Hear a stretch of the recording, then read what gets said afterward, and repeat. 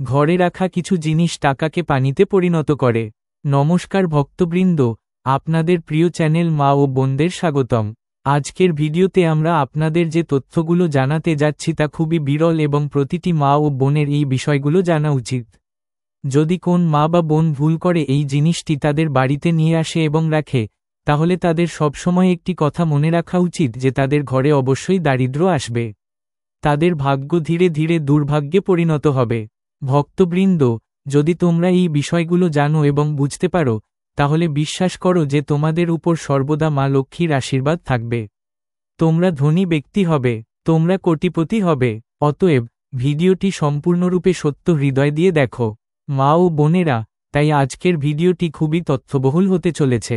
প্রত্যেক মা ও বোন এবং প্রত্যেক ভাই ও বোনের জন্য এই বিষয়গুলো জানা খুবই বিশেষ এবং বিরল, কারণ জেনে হোক বা না জেনে হোক, প্রত্যেক মা ও বোন অবশ্যই এই ভুলগুলো করে এবং তারা তাদের ঘরে এমন জিনিস নিয়ে আসে যা অবশ্যই ঘরে ধ্বংস এবং দারিদ্র্য নিয়ে আসে।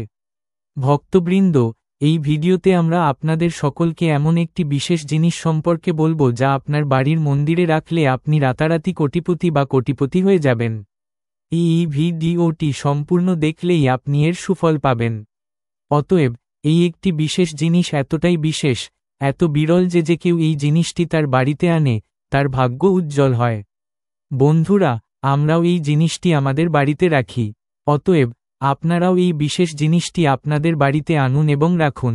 যদি আপনাদের ভাগ্য না বদলায়, তাহলে আমাকে বলুন। আপনাদের ভাগ্যের কোনো সমস্যা, ঝামেলা শেষ হয়ে যাবে। মা ও বোনেরা, যদি আপনারা কোনো দেবদেবীর উপর বিশ্বাস করেন, তাহলে দয়া করে এই ভিডিওটি সত্য হৃদয় লাইক করুন এবং কমেন্ট বক্সে লিখুন জয় মাতা রানী। মা ও বোনেরা, আসুন আমরা আপনাদের সকলকে বলি যে যদি আপনাদের বাড়িতে এই জিনিসটি থাকে, তাহলে আপনাদের টাকা পানিতে পরিণত হতে বেশি সময় লাগবে না। মা ও বোনেরা, আজই ঘর থেকে এই জিনিসগুলো ফেলে দিন অথবা যা খুশি করুন। কিন্তু ভুল করেও এই জিনিসগুলো ঘরে রাখা উচিত নয়, যা আপনার সর্বনাশের কারণ। আজকের ভিডিওতে আমরা আপনাকে সেই সব জিনিসগুলো বলবো। আসুন আমরা একে একে সব জিনিসগুলো জেনে নিই। প্রতিটি মানুষ চায় যে লক্ষ্মীর আশীর্বাদ তার জীবনে সর্বদা বজায় থাকুক, কিন্তু অনেক সময় এমন হয় যে খুব পরিশ্রম করার পরেও একজন ব্যক্তির জীবনে অর্থের অভাব দেখা দেয়।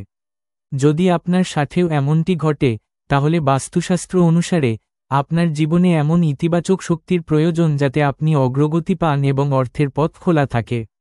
বাস্তুশাস্ত্র অনুসারে ঘরে এমন কিছু জিনিস রয়েছে যা অর্থনৈতিক ক্ষেত্রের অবস্থার বাধা হিসাবে বিবেচিত হয়। সময়মতো এই জিনিসগুলি ঘর থেকে সরিয়ে ফেলা উচিত। আসুন জেনে নিই কোন জিনিসগুলো। গদি। আধুনিক জীবনে ফ্যাশন দ্রুত পরিবর্তিত হচ্ছে। এমন পরিস্থিতিতে বেশিরভাগ মানুষ গদি পছন্দ করেন। নতুন গদি পরার ইচ্ছায় তারা প্রায়শই পুরানো গদিগুলিকে আলমারি বা ড্রয়ারে রেখে ভুলে যান। দেয়ালের কুশনের ক্ষেত্রেও একই রকম কিছু ঘটে।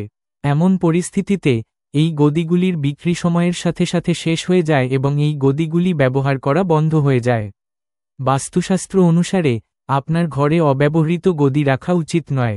এটি অগ্রগতিতে বাধা সৃষ্টি করে এবং অর্থ উপার্জনেও সমস্যা তৈরি করে। জ্যোতিষশাস্ত্রে লোহা শনির সাথে যুক্ত এবং আবৃত। অন্যদিকে যদি লোহা মরিচা ধরে, তবে আপনার ঘরে লোহা রাখা উচিত নয়। এর ফলে মানসিক অস্থিরতা দেখা দেয়, যার ফলে একজন ব্যক্তি তার ক্যারিয়ারে পুরোপুরি মনোযোগ দিতে পারেন না। চাকরি এবং ব্যবসায় বাধা সৃষ্টি হয়। অর্থ উপার্জনের পথ বন্ধ হয়ে যায়। ঘরের ছাদে আবর্জনা পড়ে থাকা। আবর্জনা ঘরের ছাদে পড়ে থাকে। প্রায়শই এমন হয় যে লোকেরা ঘরটি ভালোভাবে পরিষ্কার করে, কিন্তু পরিষ্কার করার পরে বাইরে নেওয়া আবর্জনা ছাদে ফেলে দেয়। কাঠ, লোহা, ইস্পাত, কাগজ, পলিথিন, বস্তা ইত্যাদি জিনিসপত্র বহু বছর ধরে বাড়ির ছাদে রাখা হয়। এটিও বাস্তু দোষের একটি শক্তিশালী কারণ বলে মনে করা হয়। এছাড়াও বাড়ির ছাদে কাপড় থাকা সম্পদ অর্জনের পথে বাধা। মৃত পরিবারের সদস্যের পোশাক। মৃত পরিবারের সদস্যের পোশাকও বাস্তু দোষের একটি শক্তিশালী কারণ। মৃত পরিবারের সদস্যের জিনিসপত্র যেমন কাপড় ইত্যাদি ঘরে রাখা উচিত নয়। জ্যোতিষশাস্ত্র অনুসারে মৃত পরিবারের সদস্যের পোশাক দরিদ্র বা অভাবী ব্যক্তিকে দান করা উচিত, যেমন এই জীবন পার করেছেন। ঘরে পুরানো কাপড় রাখার ফলে আর্থিক ক্ষতিও হয়। ঘরে জল ফোটা কল। ঘরে জল ফোটা কল কখনো কখনো এমন হয় যে ঘরের কল থেকে জল ফোটা করে পড়তে থাকে। বেশিরভাগ মানুষ এই বিষয়টি উপেক্ষা করেন, কিন্তু বাস্তুশাস্ত্র অনুসারে ঘরে যে কলটি বন্ধ থাকা সত্ত্বেও জল ফোঁটা করে তা সম্পদের সাথে সম্পর্কিত বলে মনে করা হয়। ঘরে এই ধরনের কল থাকলে অর্থ ক্ষতির সমস্যা হয় এবং আয় হ্রাস পেতে থাকে। পুরুষ গাছের শুকিয়ে যাওয়া পুরুষ গাছকে সমৃদ্ধির প্রতীক হিসেবে বিবেচনা করা হয়। কিন্তু যদি এটি শুকিয়ে যেতে শুরু করে বা হলুদ হয়ে যায়, তাহলে এটি অর্থের ক্ষতির লক্ষণ হতে পারে। নিয়মিত জল দিন এবং এটিকে সবুজ রাখার জন্য ভালোভাবে যত্ন নিন। পার্স বা মানিব্যাগ হারিয়ে গেলে মানিব্যাগে টাকা এবং গুরুত্বপূর্ণ নথিপত্র থাকে।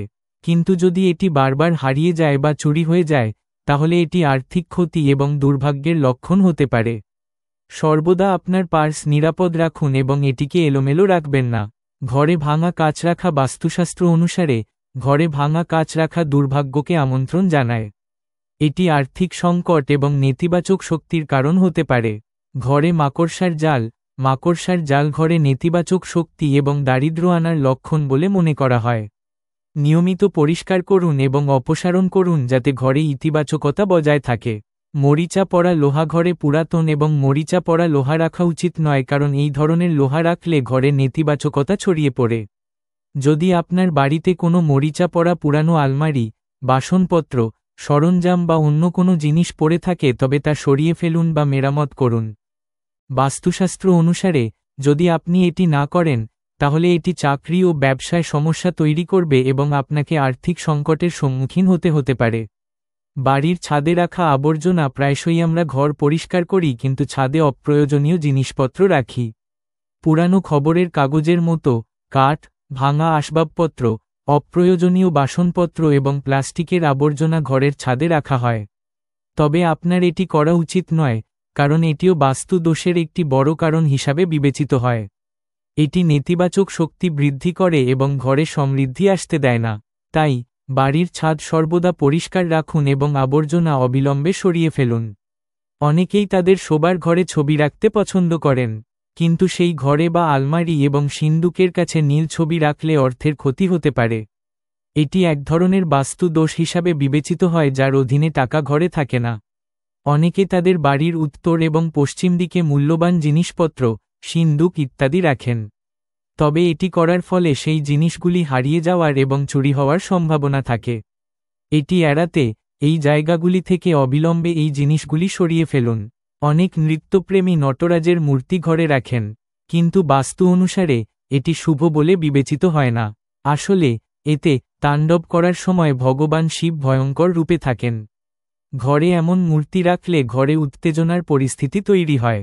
যদি আপনি ঘরে ভয়ঙ্কর ছবি রাখেন, যেমন হাতির পদদলিত হওয়া, সিংহ শিকার, অন্ধকার ছবি ইত্যাদি, এগুলি রাখলে ঘরে নেতিবাচকতা আসে। এর সাথে সাথে অযথা অর্থ ব্যয় হতে থাকে। এটি ঘরে অসুস্থতাও নিয়ে আসে।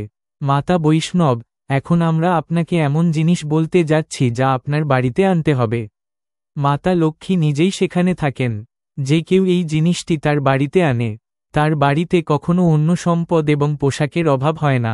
মাতা লক্ষ্মীর আশীর্বাদ সর্বদা বর্ষিত হয়, যা আমরা এই ছোট গল্পের মাধ্যমে বলবো, যেখানে মাতা লক্ষ্মী নিজেই এসে বলেন যে কোন জিনিসটি আছে যদি আপনার বাড়িতে আনে, তাহলে কখনো সম্পদের অভাব হয় না। তাই এই গল্পটি কখনো মাঝখানে রাখবেন না। আসুন জেনে নেওয়া যাক। শিবরাজ ও কনকবতীর সংগ্রাম। অনেক দিন আগে ভারতের একটি ছোট্ট গ্রামে এক ব্রাহ্মণ দম্পতি শিবরাজ এবং তার স্ত্রী কনকবতী খুব কষ্টের মধ্যে জীবনযাপন করছিলেন। তারা ধার্মিক ছিলেন এবং প্রতিদিন পূজা পাঠ করতেন। শিবরাজ তার ছোট পূজা বিধি দিয়ে গ্রামের মানুষকে আশীর্বাদ করতেন এবং পথ দেখাতেন। কিন্তু তাদের কাছে কখনো পর্যাপ্ত অর্থ ছিল না। গ্রামের লোকেরা তাদের সততা এবং নিষ্ঠার কথা জানত, কিন্তু দারিদ্র্যের ছায়া সবসময় তাদের বাড়িতে থেকে যেত। কনকবতী সর্বদা মা লক্ষ্মীর কাছে প্রার্থনা করতেন, হে মা, আমাদের দারিদ্র্য দূর করুন। আমাদের বাড়িতে সুখ এবং সমৃদ্ধি বাস করুক। আমরা সত্য হৃদয়ে তোমার পূজা করি। দয়া করে আমাদের তোমার আশীর্বাদ দিন। কিন্তু তাদের জীবন সর্বদা সংগ্রামে পরিপূর্ণ ছিল। একদিন শিবরাজ তার স্ত্রীকে বললেন, আমরা কি কখনো মা লক্ষ্মীর আশীর্বাদ পাব? আমরা পূজা করি, কিন্তু কেন আমাদের জীবনের উন্নতি হয় না? কনকবতী উত্তর দিলেন, প্রিয়, আমার মনে হয় আমরা কোনো নির্দিষ্ট পথ অনুসরণ করছি না। হয়তো আরও কিছু জিনিসের প্রয়োজন যাতে মা লক্ষ্মী আমাদের আশীর্বাদ করতে পারেন। সেই দিনের পর শিবরাজ সিদ্ধান্ত নেন যে তিনি কোনোভাবে মা লক্ষ্মীর আশীর্বাদ পাবেন। তিনি ভাবলেন, যদি কিছু বিশেষ ব্যবস্থা অনুসরণ করা হয়, তাহলে হয়তো তাদের জীবনে পরিবর্তন আসবে। দিব্যদৃষ্টি এবং 3টি উপহার। এক রাতে শিবরাজ এবং কঙ্কাবতী ঘুমাতে যাচ্ছিলেন। তখন তাদের দুজনেরই একটি দিব্য স্বপ্ন দেখা গেল। এই স্বপ্নটি ছিল খুবই অসাধারণ। তারা তাদের চোখের সামনে মা লক্ষ্মীর রূপ দেখতে পেলেন, যা ছিল অত্যন্ত সুন্দর এবং রত্নপাথরে সজ্জিত। মা লক্ষ্মী তার উজ্জ্বল হাসি দিয়ে বললেন, পুত্র শিবরাজ, পুত্র কঙ্কাবতী, তোমার ভক্তি এবং সততা আমাকে আকর্ষণ করেছে। আমি তোমার ঘরে সর্বদা সুখ এবং সমৃদ্ধি আনতে চাই, কিন্তু তোমার ঘর থেকে দারিদ্র্য দূর করতে তোমাকে তোমার ঘরে কিছু বিশেষ জিনিস আনতে হবে। শিবরাজ এবং কঙ্কাবতী উভয়ই মা লক্ষ্মীর কাছে প্রার্থনা করলেন, মা, দয়া করে আমাদের সেই 3টি দিব্য উপহার দিন, যাতে আমাদের ঘরে কখনো অর্থের অভাব না হয়। মা লক্ষ্মী আশীর্বাদপূর্ণ হাসি দিয়ে 3টি দিব্য উপহার দিলেন। একটি স্বর্ণপদক, 2টি তামার প্রদীপ, 3টি কাঠের বাটি। মা লক্ষ্মী বলেছিলেন যে আপনি যদি এই 3টি উপহার অনুসরণ করেন, তাহলে আপনার বাড়িতে কখনো অর্থের অভাব হবে না। এই উপহারগুলি আপনার ঘরকে সমৃদ্ধ করবে এবং দারিদ্র্যের কোনো চিহ্ন থাকবে না। উপহার পালন এবং প্রাথমিক পরিবর্তন। শিবরাজ এবং কঙ্কাবতী মা লক্ষ্মীর দেওয়া উপহারগুলিতে অত্যন্ত খুশি ছিলেন। তারা সেই উপহারগুলি সত্য হৃদয় গ্রহণ করেছিলেন এবং কোনো বিলম্ব ছাড়াই বাড়িতে নিয়ে এসেছিলেন। স্বর্ণপদক। মা লক্ষ্মীর স্বর্ণপদক বাড়ির মন্দিরে রাখা হয়েছিল। শিবরাজ এবং কঙ্কাবতী প্রতিদিন এটির পূজা করতেন এবং এটি পরিষ্কার রাখতেন। মা লক্ষ্মী বলেছিলেন যে এই পদকটি প্রতিদিন ধ্যান করতে হবে, কারণ এটি ঘরে সমৃদ্ধি আনবে। তামার প্রদীপ। তামার প্রদীপ সর্বদা জ্বলত। শিবরাজ প্রতি রাতে এটি জ্বালানোর প্রতিজ্ঞা করেছিলেন। প্রদীপের আলো ঘরে ইতিবাচক শক্তি ছড়িয়ে দেয়। বাড়ির প্রতিটি কোণে একটি নতুন আলো প্রবেশ করে এবং পরিবেশ শান্তিতে ভরে যায়। কাঠের বাটি, যাতে প্রতিদিন 1 চিমটি সিঁদুর রাখা হতো। বাড়ির মন্দিরে রাখা এই সিঁদুর কেবল বাড়ির ইতিবাচকতা বৃদ্ধি করেনি, বরং দারিদ্র্যও দূর করে।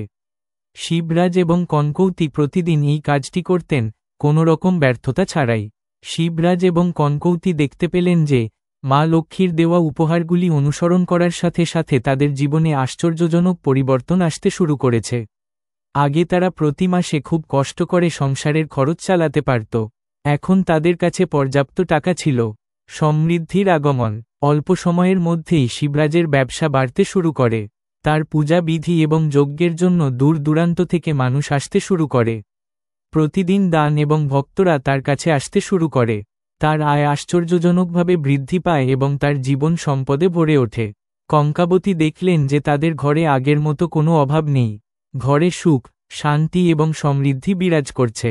শিবরাজ এবং কঙ্কাবতী ভাবলেন যে এটা কি মা লক্ষ্মীর দেওয়া উপহারের প্রভাব? আসলে দেবী লক্ষ্মীর কৃপাই তার জীবনকে সম্পূর্ণরূপে বদলে দিয়েছে। শিবরাজ ও কঙ্কাবতীর সাফল্য পুরো গ্রামে এক নতুন আশা ও উৎসাহের সঞ্চার করেছিল। মানুষ এখন তাদের কাছে আসতে শুরু করেছিল এবং তাদের জীবনের রহস্য জানতে আগ্রহী ছিল। তারা দেখতে পেয়েছিল যে শিবরাজ ও কঙ্কাবতীর বাড়িতে সম্পদের অভাব নেই এবং তাদের সমৃদ্ধি প্রতিদিন বৃদ্ধি পাচ্ছে। গ্রামের লোকেরাও তাদের বাড়িতে লক্ষ্মী পূজা এবং মা লক্ষ্মীর আশীর্বাদের মাধ্যমে তাদের জীবন পরিবর্তনের চেষ্টা শুরু করেছিল। গ্রামে সমৃদ্ধির এক নতুন ঢেউ বয়ে গিয়েছিল এবং মানুষ আগের চেয়ে সুখী হয়ে উঠেছিল। শিবরাজ ও কঙ্কাবতীর বাড়ি এখন একটি আদর্শ হয়ে উঠেছে। তাদের বাড়ি আর কেবল উপাসনার স্থান ছিল না, বরং এমন একটি কেন্দ্র ছিল যেখানে লোকেরা সম্পদ ও সমৃদ্ধি অর্জনের জন্য নির্দেশনা চাইতে আসত। শিবরাজ ও কঙ্কাবতীর গল্প শিক্ষা দেয় যে আমরা যদি সত্যিকারের হৃদয় পূজা করি এবং ঈশ্বরের আশীর্বাদ গ্রহণ করি, তাহলে আমাদের দারিদ্র্য ও দুঃখ দূর করা যেতে পারে। মা লক্ষ্মী 3টি ঐশ্বরিক উপহার দিয়েছিলেন, যা গ্রহণ করে আমরাও আমাদের জীবনকে সমৃদ্ধ ও সুখী করতে পারি। এই 3টি উপহার ছিল: একটি স্বর্ণপদক, সম্পদ ও সমৃদ্ধির প্রতীক; 2টি তামার প্রদীপ, ইতিবাচক শক্তির উৎস; 3টি কাঠের বাটি, দারিদ্র্য ও নেতিবাচকতা দূর করুন। এই 3টি উপহার অনুসরণ করে আমরা আমাদের জীবনে সমৃদ্ধি ও সুখ আনতে পারি। শিবরাজ ও কঙ্কাবতীর মতো তাদের জীবন পরিবর্তনের পর একটি নতুন চ্যালেঞ্জ এসেছিল। শিবরাজ ও কঙ্কাবতীর বাড়িতে সমৃদ্ধি এসেছিল।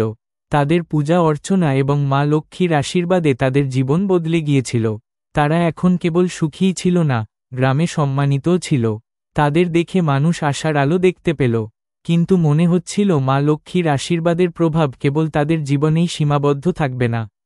গ্রামে একটি নতুন চ্যালেঞ্জের জন্ম হয়েছিল এবং সেই চ্যালেঞ্জ ছিল অন্তহীন লোভ এবং সামাজিক ঈর্ষা। একদিন যখন শিবরাজ ও কঙ্কাবতী তাদের মন্দিরে পূজা করছিলেন, তখন গ্রামের কিছু লোক তাদের কাছে এসেছিল।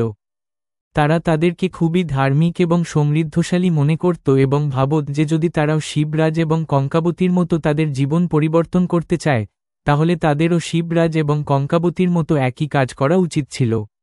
কিন্তু শীঘ্রই তাদের আদর্শ জীবন অন্যদের চোখে ঈর্ষা এবং প্রতিযোগিতার কারণ হয়ে দাঁড়ায়।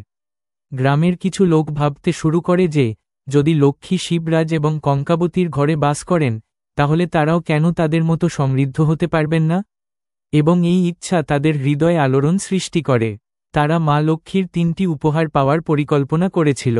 কিন্তু এখানে একটি প্রশ্ন ওঠে, এই উপহারগুলি কি কেবল কাউকে দেখানোর জন্য, নাকি মা লক্ষ্মীর আশীর্বাদ পাওয়ার জন্য? এটি প্রকৃত ভক্তি ও শ্রদ্ধার প্রতীক। ঈর্ষা এবং ভুল বোঝাবুঝি। গ্রামের কিছু লোক বিশ্বাস করতে শুরু করে যে মা লক্ষ্মীর উপহার গ্রহণ করা খুব সহজ। কিন্তু শিবরাজ এবং কঙ্কাবতীর জন্য এই পথটি কেবল আশীর্বাদ এবং ভক্তিতে পূর্ণ ছিল, লোভ এবং প্রদর্শনের নয়। কিছু লোকের মধ্যে শিবনাথ এবং পার্বতীর মতো মানুষও ছিল। ভেবেছিল যে তারা শিবরাজের মতো তাদের ভাগ্য পরিবর্তন করতে পারে। তারাও মা লক্ষ্মীর উপহার পেতে তার মতো পূজা করার চেষ্টা করতে শুরু করে। শিবনাথ এবং পার্বতী স্বর্ণপদক, তামার প্রদীপ এবং কাঠের বাটি পাওয়ার পরিকল্পনা করেছিল। কিন্তু সমস্যা ছিল যে তারা এই সবই করেছিল লোক দেখানোর জন্য, সত্যিকারের হৃদয়, ভক্তি এবং শ্রদ্ধার সাথে নয়। তাদের মন কেবল সম্পদ এবং খ্যাতি অর্জনের আকাঙ্ক্ষায় পূর্ণ ছিল, প্রকৃত পূজা এবং ভক্তিতে নয়। কয়েক মাস ধরে শিবনাথ এবং পার্বতী শিবরাজের পথ অনুসরণ করেছিলেন, কিন্তু তাদের বাড়িতে কোনো উল্লেখযোগ্য পরিবর্তন হয়নি। তাদের বাড়িতে সমৃদ্ধি বাস করেনি, বরং তাদের ঘর নেতিবাচক শক্তিতে ভরে যেতে শুরু করে। তাদের মধ্যে বিরোধ বাড়তে থাকে এবং আর্থিক সংকট তাদের পিছু ছাড়েনি। তারা বুঝতে পারছিল না কেন তাদের জীবন কখনো উন্নত হচ্ছে না। শিবরাজের প্রজ্ঞা শিবরাজ এবং কঙ্কৌতি এই সব দেখেছিলেন। তারা বুঝতে পেরেছিল যে শিবনাথ এবং পার্বতী দান অনুসরণ করেছিলেন, কিন্তু তাদের মন ভক্তি এবং বিশ্বাসে নয় বরং স্বার্থপরতা এবং প্রদর্শনের পূর্ণ ছিল। তারা তাদের গ্রামের মানুষকে বলেছিল যে মা লক্ষ্মীর আশীর্বাদ কেবল ধন সম্পদ এবং সমৃদ্ধি দেয় না, বরং এটি আমাদের মন এবং হৃদয়ের পবিত্রতার উপর নির্ভর করে। আপনি যদি কেবল ধন সম্পদ অর্জনের জন্য মা লক্ষ্মীর দান চান, তবে তা কখনো স্থায়ী হবে না। শিবরাজ ব্যাখ্যা করেছিলেন যে মা লক্ষ্মীর আশীর্বাদ পেতে আমাদের উদ্দেশ্য এবং কর্মে সত্য এবং পবিত্রতা বজায় রাখতে হবে। সম্পদ কেবল একটি ফলাফল, কিন্তু সমৃদ্ধির আসল অর্থ হল আধ্যাত্মিক শান্তি, তৃপ্তি এবং সত্য। সঠিক পথে পরিচালিত করা। শিবরাজ এবং কঙ্কৌতি শিবনাথ এবং পার্বতীকে ব্যাখ্যা করার চেষ্টা করেছিলেন। তারা তাদের বলেছিলেন যে মা লক্ষ্মীর উপাসনার জন্য কেবল একটি স্বর্ণপদক, একটি তামার প্রদীপ এবং একটি কাঠের বাটি প্রয়োজন হয় না, বরং প্রকৃত ভক্তি এবং নম্রতাও প্রয়োজন। এটিই সেই পথ যা তাদের মা লক্ষ্মীর প্রকৃত আশীর্বাদের দিকে নিয়ে যাবে। শিবরাজ এবং কঙ্কৌতি তাদের ব্যাখ্যা করেছিলেন যে এই 3টি জিনিস বাড়িতে আনা উচিত নয় এবং কেবল সম্পদের আকর্ষণ করা উচিত নয়, বরং এগুলিকে ঈশ্বরের প্রতি বিশ্বাস এবং প্রেমের রূপ হিসাবে গ্রহণ করা উচিত। মা লক্ষ্মী কেবল তাদের জীবনে সম্পদ ও সমৃদ্ধি আনবেন না, বরং তাদের জীবনে একটি শক্তিশালী ও স্থিতিশীল পথও দেখাবেন। শিবনাথ এবং পার্বতী এখন এই উপলব্ধি গ্রহণ করেছেন এবং তাদের উদ্দেশ্য এবং ভক্তি সঠিক দিকে ঘুরিয়েছেন। তারা কেবল একটি আচার হিসেবে নয়, বরং সত্যিকারের হৃদয় দিয়ে তাদের পূজা করেছিলেন। ধীরে ধীরে তাদের জীবনও পরিবর্তিত হতে শুরু করে। তারা বুঝতে পেরেছিলেন যে তাদের বাড়িতে কেবল অর্থের অভাবই দূর হয়নি, বরং তাদের সম্পর্কগুলিও ভালোবাসা ও স্নেহে ভরে উঠেছে। তাদের আর্থিক অবস্থার উন্নতি হয়েছে। কিন্তু সবচেয়ে গুরুত্বপূর্ণ বিষয় হল, তারা প্রকৃত সুখ এবং তৃপ্তি খুঁজে পেয়েছিল। প্রকৃত সমৃদ্ধির পথ। শিবরাজ এবং কঙ্কৌতির গল্প সকলকে শিখিয়েছে যে সমৃদ্ধির পথ কেবল সম্পদ এবং বিলাসিতা নয়, বরং ভক্তি, সত্য এবং পবিত্রতার মাধ্যমে। মা লক্ষ্মীর আশীর্বাদ পাওয়া যায় সত্য হৃদয় উপাসনা করে এবং আমাদের কর্মে ঈশ্বরের নাম গ্রহণ করে। যদি আমরা প্রথমে আধ্যাত্মিক সমৃদ্ধি গ্রহণ করি, তাহলে সম্পদ এবং সুখ স্বয়ংক্রিয়ভাবে আমাদের কাছে আসবে। শিবনাথ এবং পার্বতী এখন বুঝতে পেরেছেন যে স্থায়ী সম্পদ কেবল লোক দেখানোর মাধ্যমে নয়, বরং ঈশ্বরের প্রতি প্রকৃত ভক্তির মাধ্যমে অর্জিত হয়। এবং এইভাবে গ্রামের লোকেরা আর কেবল অর্থের পূজা করে না, বরং তারা আধ্যাত্মিক সমৃদ্ধির দিকেও পদক্ষেপ নিয়েছিল। এই গল্পের সবচেয়ে গুরুত্বপূর্ণ বিষয় হল মা লক্ষ্মীর আশীর্বাদ কেবল সত্য হৃদয় এবং উদ্দেশ্য দিয়েই পাওয়া যায়। এটি আমাদের শেখায় যে সম্পদ এবং সমৃদ্ধির আসল অর্থ কেবল বস্তুগত জিনিসের মধ্যে সীমাবদ্ধ নয়, বরং এটি আধ্যাত্মিক ভারসাম্য, সত্য এবং ভক্তির মধ্যে নিহিত। ভিডিওটি আপনার কেমন লেগেছে তা মন্তব্য করে আমাদের জানান। যদি আপনার ভিডিওটি পছন্দ হয়, তাহলে দয়া করে লাইক, শেয়ার, সাবস্ক্রাইব করুন এবং প্রতিটি মা এবং বোনের সাথে এই ভিডিওটি শেয়ার করুন। ধন্যবাদ।